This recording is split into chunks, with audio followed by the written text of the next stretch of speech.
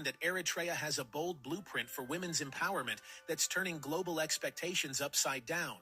In a world where aid and outside intervention are often seen as the only way forward, Eritrea is rewriting the rules, and the world is starting to take notice.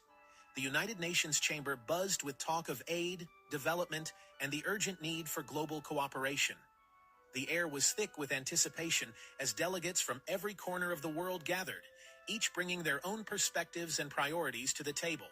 At the 2026 Commission on the Status of Women, conversations swirled around new programs, funding proposals, and international partnerships designed to uplift women everywhere.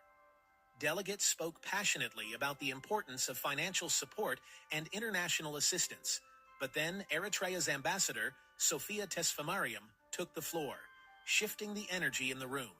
She didn't ask for help.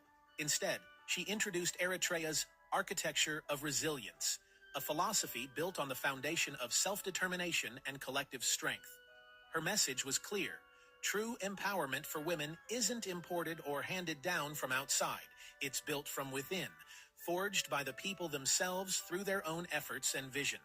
Tesfamariam challenged the room's assumptions, describing how Eritrea's progress was rooted in self-reliance, not dependency. She questioned the prevailing belief that outside intervention was the only path to advancement. She argued that dignity and empowerment are earned through a nation's own struggles and history. For Eritrea, these values were not abstract. They were lived realities, shaped by decades of perseverance. The usual narrative is one of need, but Eritrea's story was about standing tall on its own. It was about pride, resilience, and the determination to define their own future. She highlighted that Eritrean women shape their rights through lived experience, not foreign intervention. Their voices and actions, not outside agendas, drove change in their communities. The foundation of women's rights in Eritrea was laid by women themselves during the fight for independence. They were not just beneficiaries, but architects of their own liberation. This wasn't theory, it was hard-won truth from the trenches. The sacrifices and solidarity of Eritrean women became the bedrock of the nation's progress. Tesfamariam's speech was more than a report. It was a declaration of a different philosophy. She spoke with conviction, inviting others to see empowerment through a new lens. She asked, "Is progress measured by aid received or by a community's ability to stand on its own? Can true change come from within, even when the world expects otherwise?" Her invitation was simple yet profound. Reconsider empowerment as something built from the inside out, a process that honors local wisdom and collective action. Eritrea's story was a challenge to global assumptions. It was a call to listen, to learn, and to respect the unique journeys of every nation. In that crowded room, Eritrea's voice rang clear, a nation choosing its own path, determined to shape its destiny on its own terms.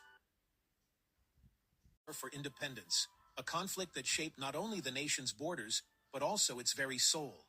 Women weren't just supporters. They made up a third of the fighting force, serving as soldiers, commanders, mechanics, and medics. They stood shoulder to shoulder with men, facing the same dangers and hardships, and proving their strength on every front.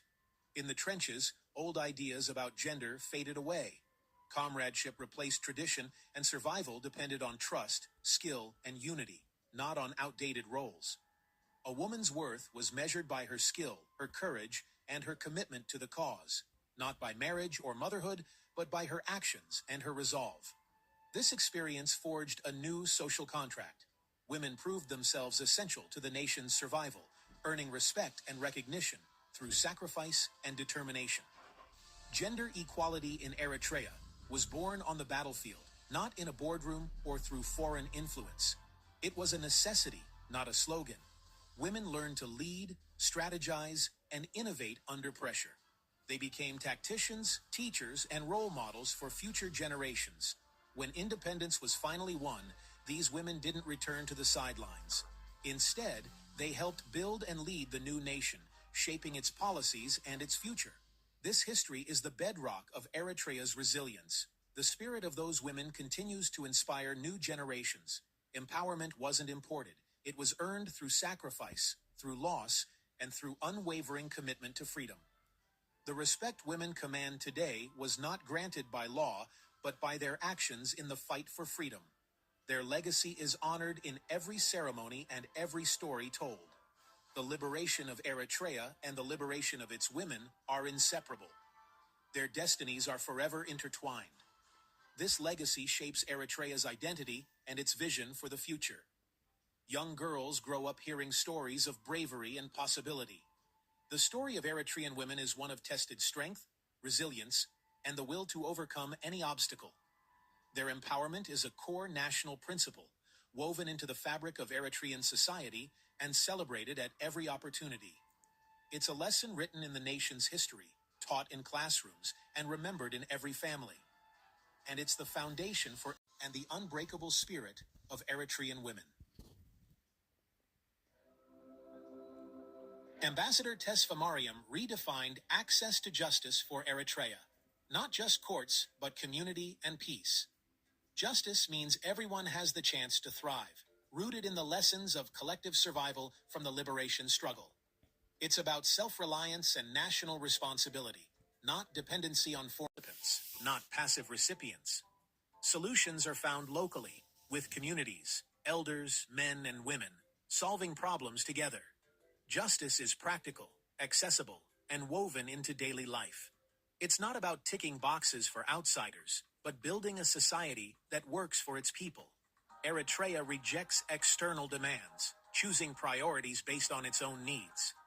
The goal: a strong, equitable society built from within. Justice is lived, not just legislated. This is Eritrea's vision, community-driven, resilient, and self-defined.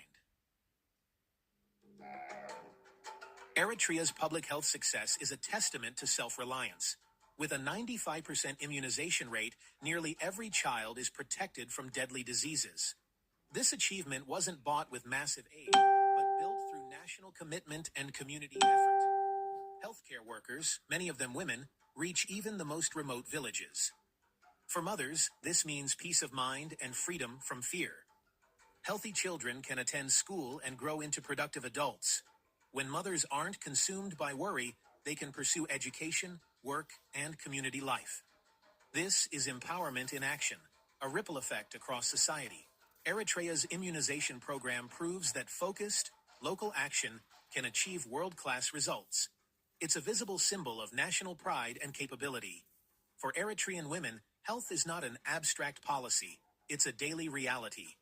This is resilience, built one child at a time. Eritrea's focus on building basic infrastructure, especially access to clean water, is transforming lives across the country.